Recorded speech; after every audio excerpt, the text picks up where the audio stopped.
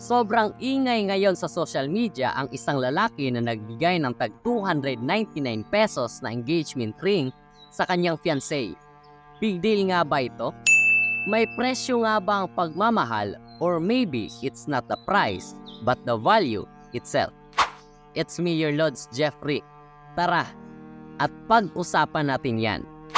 Isang post ang nag-viral ngayon sa social media ng isang newly engaged couple dahil nag-post ang girl and complaining dahil nalaman niya ang presyo ng kanyang engagement ring ay 299 pesos lang. Oh my God! Maraming netizens ang naglabas ng saloobin. Ngayon, ano nga ba ang dapat nating ma-learn na lesson sa issue na ito? Kailangan pa ba talagang idaan sa social media ang mga private issues?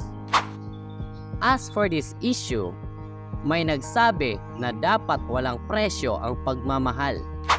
Para sa atin na walang maraming pera, yes, it counts.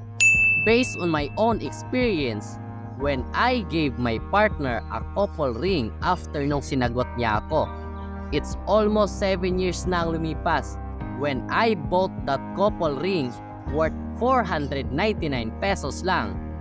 Dalawang ring na yun kasi couple siya. Ngayon, hanggang ngayon, suot-suot niya pa rin hanggang ngayon. And I am so happy dahil na-appreciate niya iyon kahit ganun lang ang presyo. It's not about the price, but how you appreciate and give value on it. Let's learn to practice appreciation versus our own expectations. Hindi naman yung singsing ang makakasama mo, kundi yung taong nagbibigay nito sa'yo. Tama din na it's not about the price, but it's about sa value na bibigyan mo. Kung able at afford mo naman na bumili ng mamahali na singsing na hindi mo na kailangan pang mangutang, ay mali talaga na bibigyan mo lang ng mumurahin.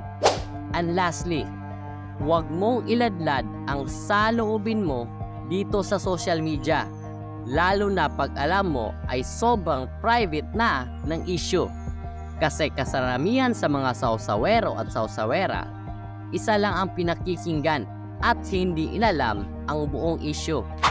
Alam mo bang hindi nakakatulong sa iyo ang panggagatong at pagbibigay nila ng opinyon nila sa issue mo? Kaya when you have a private issues, do it privately kasi yung issue pwede pang ayusin.